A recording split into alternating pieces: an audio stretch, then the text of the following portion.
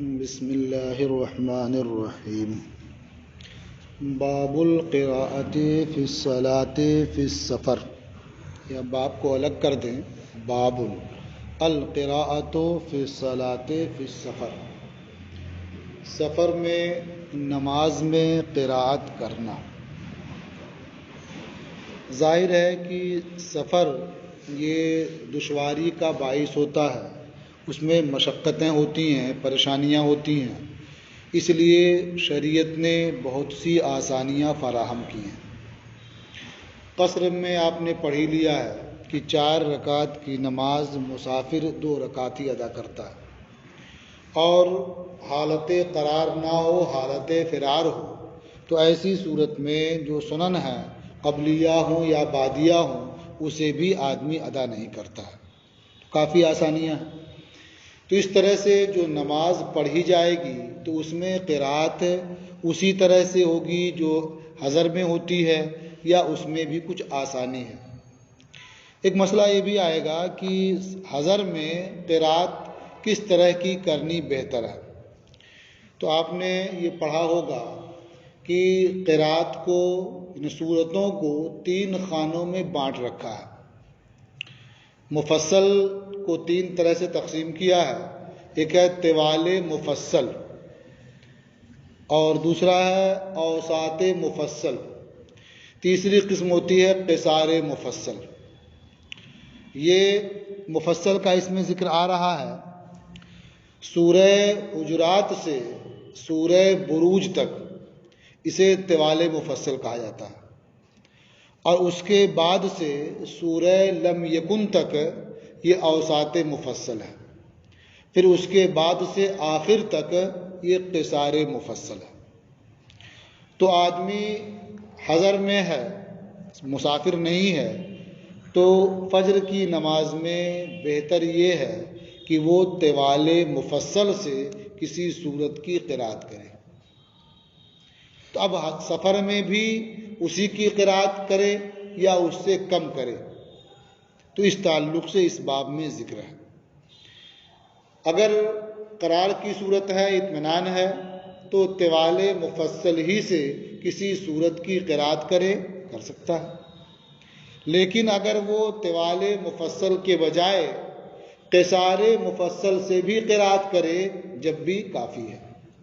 خود حضرت ابن عمر اور دیگر صحابہ سے منقول ہے کہ انہوں نے فجر کی نماز پڑھائی تو پہلی رکعت میں علم تری کیف پڑھا اور دوسری میں لیلاف قریش پڑھا۔ تو معلوم ہوا کہ قصار مفصل سے بھی سورت سفر میں پڑھ سکتے ہیں، اور اگر فرصت ہے، موقع ہے، تو طوال مفصل سے پڑھ سکتا ہے۔ دیکھیے، اخبرنا مالک حدثنا نافع ان ابن عمر کان یقرأ فی السفر فی الصبح بالعشر سور من اول المفصل۔ ہمیں خبر دی مالک نے، ہم سے حدیث بیان کی نافع نے، کہ عبداللہ ابن عمر سفر میں صبح میں یعنی فجر کی نماز میں اول مفصل سے 10 سورتوں کی قراءت کرتے تھے۔ 10 کی ایک ساتھ نہیں، 10 سورتوں کی قراءت کرتے تھے، اسی کو بار بار پڑھتے دوسرے، کبھی اس کو کبھی اس کو کبھی اس کو۔ تو اول مفصل کی 10 سورتوں سے فجر کی نماز میں قراءت کرتے تھے۔ یرددہن فی کل رکعت سورۃ، یعنی ہر رکعت میں انہی میں سے کسی سورت کی تکرار کرتے تھے، ایک ہی سورت کو پڑھتے تھے۔ تو اول مفصل کیا ہوئی؟ سورہ حجرات سے ہے کہاں تک؟ سورہ بروج تک۔ یہ مکمل طوال مفصل کہتے ہیں اسے۔ تو اس سے معلوم ہوا کہ حضر میں بھی انہی صورتوں کے پڑھنے کا حکم ہے، اور یہ سفر میں بھی انہی صورتوں میں سے کسی کی قراءت کرتے تھے۔ تو انہوں نے بتایا کہ اطمینان آدمی کو ہے، قرار ہے، تو وہ پڑھے، کوئی بات نہیں۔ لیکن دوسری روایتوں میں یہ بھی مذکور ہے کہ حضرت عمر فاروق اعظم رضی اللہ تعالیٰ عنہ نے فجر کی نماز میں سفر کی حالت میں پہلی رکعت میں الم تری کیف کی تلاوت فرمائی اور دوسری رکعت میں لیلاف قریش کی تلاوت فرمائی۔ یہ دونوں صورتیں قصار مفصل سے ہیں، تو معلوم ہوا کہ قصار مفصل سے بھی تلاوت کرے تو کر سکتا ہے۔ قال محمد یقرأ فی الفجر فی السفر والسماء ذات البروج والسماء والطارق ونحوہما۔ امام محمد رحمۃ اللہ علیہ نے فرمایا کہ سفر کی حالت میں فجر کی نماز میں والسماء ذات البروج اور والسماء والطارق اور ان دونوں جیسی صورتیں پڑھی جائیں، یعنی یہ بہت لمبی بھی نہیں ہے اور بہت چھوٹی بھی نہیں ہے۔ یہ باب ختم ہوا۔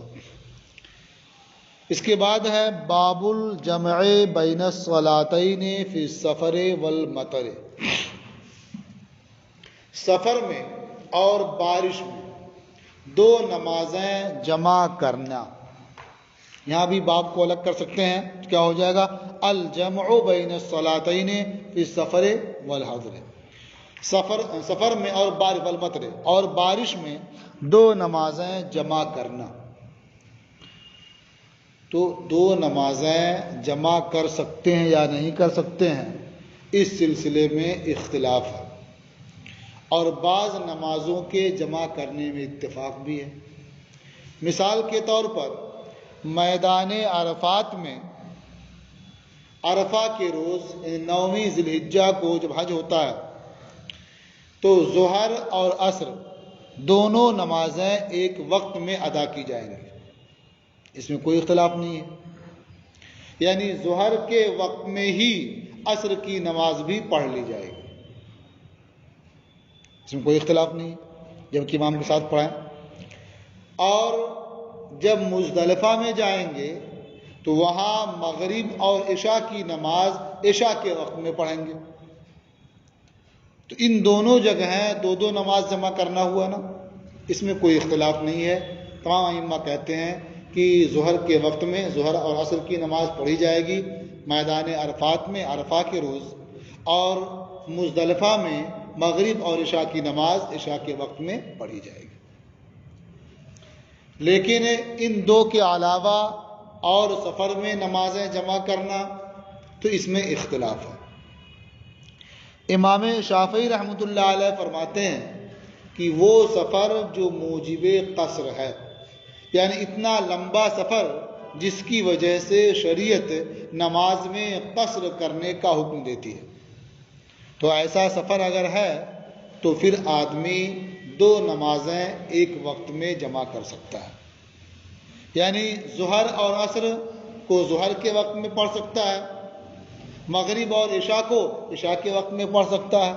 اب وہ سفر کرنے کے لمبا وقت اسے مل جائے گا، درمیان میں کوئی نماز نہیں ہوگی، کیونکہ عموماً دن میں آرام کرتے ہیں مسافر، آرام سے فارغ ہوئے، اب سفر شروع کرنا ہے تو ظہر بھی پڑھ لیا عصر بھی پڑھ لیا، اب وہ چلتا رہے، پھر جب سونے کا وقت ہوگا رات میں تو عشاء کا وقت رہے گا ہی اس وقت، تو مغرب بھی پڑھ لیں عشاء بھی پڑھ لیں، تو سفر کرنے میں کوئی خلل نہیں ہوگا۔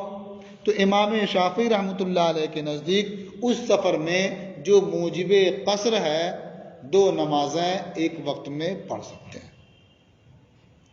اور حضرت امام احمد ابن حنبل بھی اسی کے قائل ہیں، یعنی وہ بھی کہتے ہیں کہ اس طرح کا سفر اگر ہو تو دو نماز ایک وقت میں پڑھ سکتے ہیں۔ حضرت امام مالک رحمۃ اللہ تعالی علیہ سے اس سلسلے میں 3 قول ہیں۔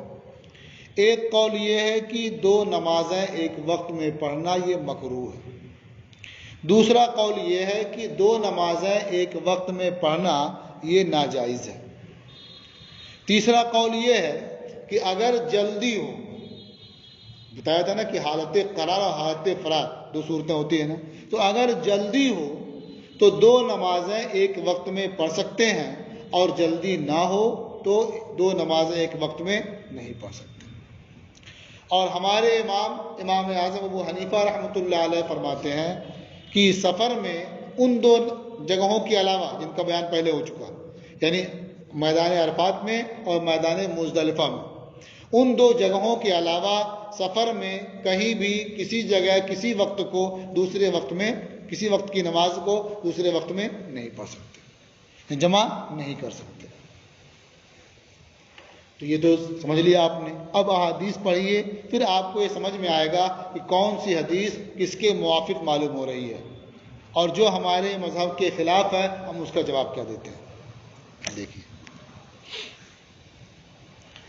اخبرنا مالک اخبرنا نافع عن ابن عمر ان رسول اللہ صلی اللہ علیہ وسلم کان اذا عجل به السیر جمع بین المغرب والعشاء۔ ہمیں خبر دی مالک نے، ہمیں خبر دی نافع نے، ابن عمر سے روایت کرتے ہیں کہ اللہ کے رسول صلی اللہ تعالی علیہ وسلم کو جب سفر میں جلدی ہوتی، اذا عجل به السیر، جب سیر میں چلنے میں جلدی ہوتی، جمع بین المغرب والعشاء، تو مغرب اور عشاء کو جمع فرماتے۔ تو اس حدیث سے بظاہر یہ معلوم ہوتا ہے کہ مغرب اور عشاء کو ایک وقت میں ادا فرماتے تھے جب جلدی ہوتی تھی، اور یہی امام مالک رحمۃ اللہ علیہ کا ایک قول ہے نا کہ جب سفر میں جلدی ہو تو دو وقت کی نماز ایک وقت میں پڑھ سکتے ہیں۔ یہ امام شافعی کے مناسب بھی ہو سکتی ہے حدیث کہ دو نمازیں ایک وقت میں سفر میں پڑھ سکتے ہیں، کیا یہ نا؟ ہماری جانب سے اس کا جواب یہ ہے کہ اس میں کہیں اس بات کا ذکر نہیں ہے کہ مغرب کے وقت میں مغرب اور عشاء کو ادا فرمایا یا عشاء کے وقت میں مغرب اور عشاء کو ادا فرمایا، یہ ذکر نہیں ہے۔ کیا ہے کہ مغرب اور عشاء کو جمع کیا۔ جمع کرنے کی ایک صورت یہ بھی ہو سکتی ہے کہ مغرب کو مغرب کے آخر وقت میں ادا کیا ہو اور عشاء کو عشاء کے اول وقت میں ادا کیا ہو، تو اب دیکھنے میں دونوں نمازیں ایک ساتھ نہ معلوم ہوں گی، تو یہ صرف جمع کرنا ہے صورتاً، حقیقتاً جمع کرنا نہیں ہے، اور اس میں کوئی حرج نہیں کر سکتا ہے، سمجھ رہے ہیں نا؟ تو حقیقتاً ہے مغرب کو مغرب کے وقت میں ادا کیا اور عشاء کو عشاء کے وقت میں ادا کیا، سمجھ رہے ہیں نا؟ تو اس لیے اس سے یہ دلیل لانا کہ ایک وقت میں دو نمازیں پڑھ سکتے ہیں یا جلدی ہو تو ایک وقت میں دو نمازیں پڑھ سکتے ہیں، یہ ثابت نہیں ہوتا ہے۔ اخبرنا مالک حدثنا نافع ان ابن عمر حين جمع بين المغرب والعشاء في السفر سار حتى غاب الشفق۔ ہمیں خبر دی مالک نے، ہم سے حدیث بیان کی نافع نے کہ عبداللہ ابن عمر جب مغرب اور عشاء کو جمع فرماتے سفر میں چلتے رہتے یہاں تک کہ شفق غائب ہو جاتی، وہ تب مغرب اور عشاء پڑھتے۔ تو اس حدیث سے تو معلوم ہوتا ہے کہ مغرب کو بھی عشاء کے وقت میں ادا فرماتے، تو دو نمازیں ایک وقت میں پڑھنا پایا گیا کہ نہیں؟ اور یہاں سفر کی جلدی کا بھی ذکر نہیں ہے، تو معلوم ہوا کہ مطلقاً سفر میں دو نمازیں ایک وقت میں پڑھی جا سکتی ہیں، اور یہی امام شافعی کا قول بھی ہے، یہی امام احمد بن حنبل کا بھی قول ہے، یہ تو ہمارے خلاف معلوم ہوتا ہے نا؟ آپ غور کریں تو یہ بھی ہمارے خلاف نہیں ہے۔ اس میں کیا ہے؟ حتیٰ غاب الشفق، یہاں تک کہ شفق غائب ہو جائے۔ شفق کی دو صورتیں ہوتی ہیں، شفق احمر اور شفق ابیض۔ شفق احمر کہتے ہیں اس سرخی کو جو افق پر یعنی آسمان کے کنارے آفتاب غروب ہونے کی جگہ پر آفتاب غروب ہونے کے بعد پھیل جاتی ہے، ظاہر ہوتی ہے، وہ کیا ہے؟ شفق احمر۔ اس وقت بلا شبہ مغرب کا وقت رہتا ہے نا، اس کے غائب ہونے کے بعد سفیدی پھیل جاتی ہے، سفیدی ظاہر ہوتی ہے، اسے کیا کہتے ہیں؟ شفق ابیض۔ اس وقت بھی فجر مغرب کا وقت رہتا ہے، جب وہ سفیدی غائب ہو جاتی ہے، سیاہی پھیل جاتی ہے، تب عشاء کا وقت شروع ہوتا ہے۔ سمجھا نا؟ تو جہاں یہ کہا کہ یہاں تک کہ شفق غائب ہو جاتی تو اس میں اس بات کا بھی احتمال ہے کہ شفق سے مراد شفق احمر، تو شفق احمر کے غائب ہونے کے بعد وہ مغرب کی نماز پڑھتے یا اسے تو مؤخر کر دیتے، اور وہ بلا شبہ مغرب ہی کا وقت ہے، پڑھ لیا، اب پڑھتے پڑھتے جب فری ہوئے تھوڑا سا وقت بچا اس کے عشاء کا وقت شروع ہو جاتا تو عشاء کی نماز پڑھ لیتے اس کے بعد، تو اس طرح سے وقت بچ جاتا، 2 بار اترنا نہیں پڑتا، 2 بار وضو کرنے کے لیے جانا پڑتا، ایک وضو سے 1 بار اترنے میں دونوں نمازیں پڑھ لی جاتی۔ تو اس سے بھی یہ ثابت نہیں ہوتا ہے واضح طور پر کہ عشاء کے وقت میں مغرب اور عشاء پڑھتے، اور جب بھی کسی دلیل میں احتمال پیدا ہو جائے تو اس سے استدلال کرنا یہ باطل ہوتا ہے، پڑھ چکے نا، اذا جعل احتمال بطل الاستدلال۔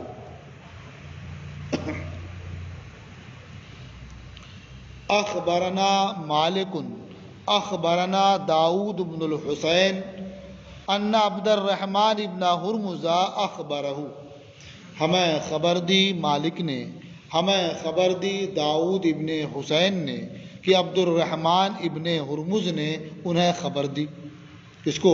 داؤد ابن حسین کا، کان رسول اللہ صلی اللہ علیہ وسلم یجمع بین الظہر والعصر فی سفرہ الی تبوک، کہ اللہ کے رسول صلی اللہ تعالی علیہ وسلم اپنے سفر تبوک میں ظہر و عصر کو جمع فرماتے تھے، یعنی ظہر اور عصر جمع کر کے پڑھتے تھے۔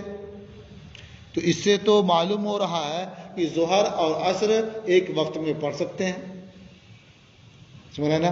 بلکہ آپ دیکھ رہے ہوں گے بین سطور میں آپ کو یہ معلوم بھی ہوگا، سمجھ میں آئے گا کہ ظہر پڑھ لیتے تھے، یعنی اگر سفر شروع کرنا ہوتا زوال کے بعد فوراً، آفتاب ڈھلا سفر شروع کرنا ہے تو اب ظہر پڑھ لی اور عصر پڑھ لی، سفر شروع کیا، اور اگر زوال سے پہلے سفر شروع کیا تو سفر کرتے رہے یہاں تک کہ جب عصر کا وقت ہو گیا تو ظہر پڑھ لی اور عصر پڑھ لی۔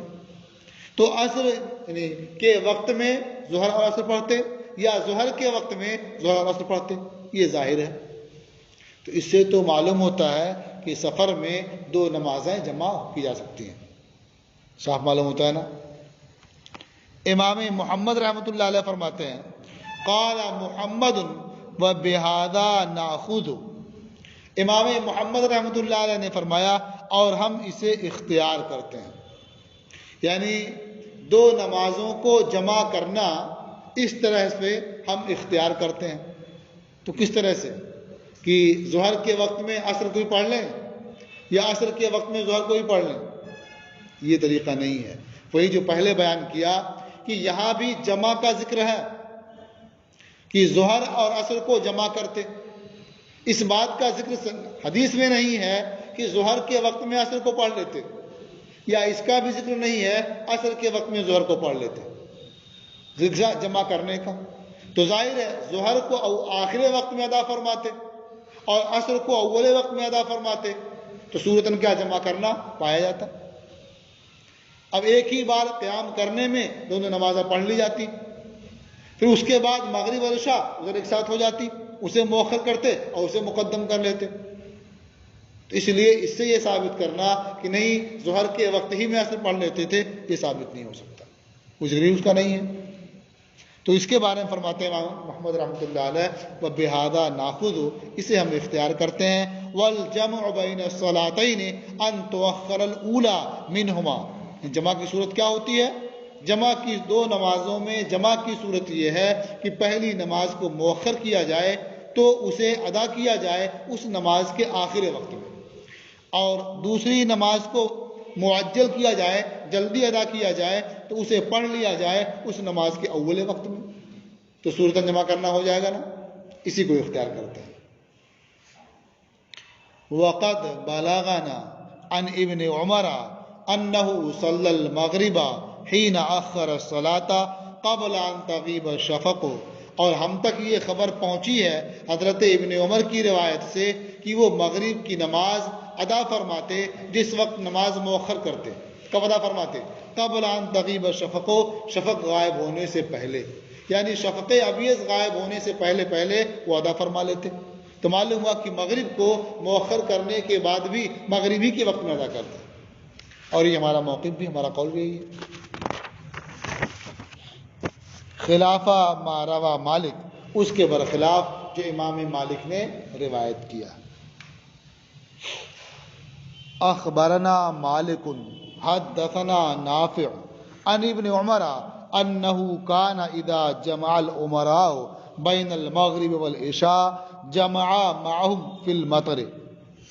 ہمیں خبر دی مالک نے، ہم سے حدیث بیان کی نافع نے، وہ ابن عمر سے روایت کرتے ہیں کہ جب عمرہ یعنی ائمہ مغرب اور عشاء کی نماز بارش میں جمع کرتے تو حضرت عبداللہ ابن عمر بھی ان کے ساتھ جمع کرتے، یعنی ائمہ جب بارش میں مغرب اور عشاء کی نماز ایک ساتھ پڑھ لیتے تو حضرت عبداللہ ابن عمر بھی ان کے ساتھ مغرب اور عشاء ایک ساتھ پڑھ لیتے، جمع کرتے۔